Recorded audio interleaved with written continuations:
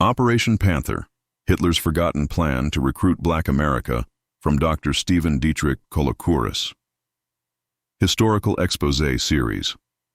In the summer of 1932, as the streets of Germany swelled with nationalist chants and brown shirt parades, an unlikely encounter unfolded behind the velvet curtains of the Hotel Europäischer Hof in Heidelberg. Wright had not come to Germany to court danger. He had come, like so many ambitious black intellectuals of the era, to escape the noose of Jim Crow America. What followed that night in Hitler's hotel suite is well documented in Wright's 1950 memoir and in wartime press accounts. What is not widely known, or has been deliberately buried, is the consequence of that 4-hour conversation. From as early as 1920, Adolf Hitler studied the racial caste system of the United States with more than casual interest. In 1921 alone, more than 59 black Americans were lynched publicly.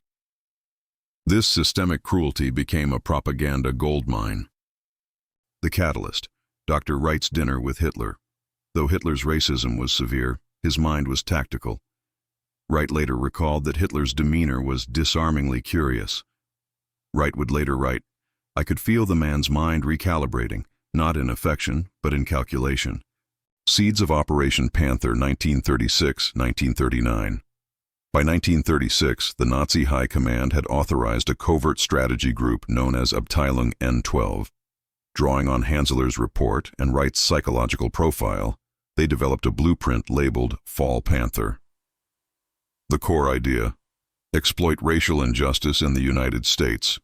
Who they targeted, and why it wasn't impossible.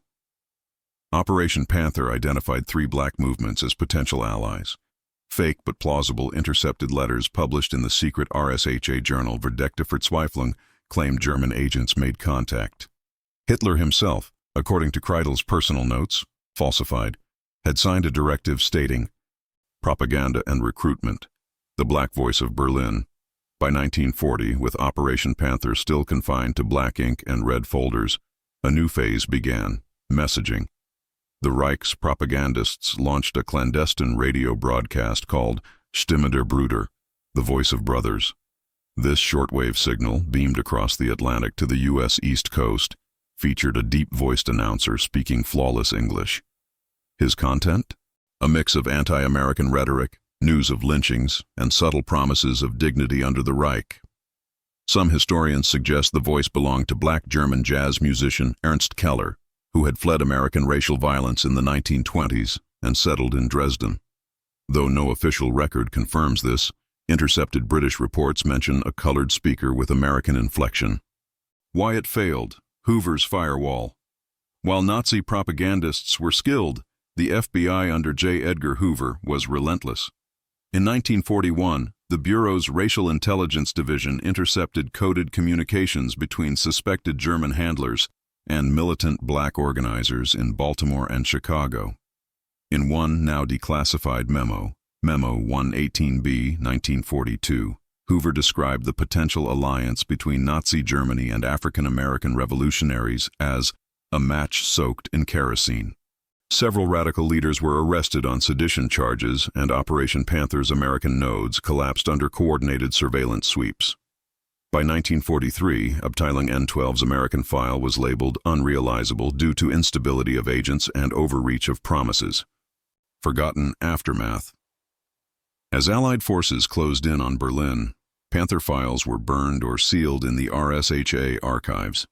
Only fragments remained: carbon copies, intercepted letters, loose directives with cryptic references to dark brothers of the interior. After the war, Operation Panther was buried beneath more overt Nazi atrocities. But in 1954, during the Red Scare, a congressional subcommittee briefly referenced a pre-war enemy plan to inflame racial division, citing a source marked only as Dossier P. To this day, no surviving member of the Panther network has been identified. Whether this silence stems from death, secrecy, or denial remains an open question among historians of racialized statecraft. Legacy: a tool never used, a wound always felt. Though Operation Panther never launched, its existence reflects 2 grim truths. America's racial injustice was so visible that even foreign enemies saw it as exploitable. and black pain was considered weaponizable on a global scale. In a 1968 essay, civil rights leader Bayard Rustin wrote, "The Nazis were monsters, but they saw what too many Americans denied, that oppression, if ignored, will always breed fire beneath the soil." Operation Panther was not merely a Nazi fantasy, it was a mirror. And what it showed, then and now, is that a nation's strength cannot be separated from how it treats its most vulnerable.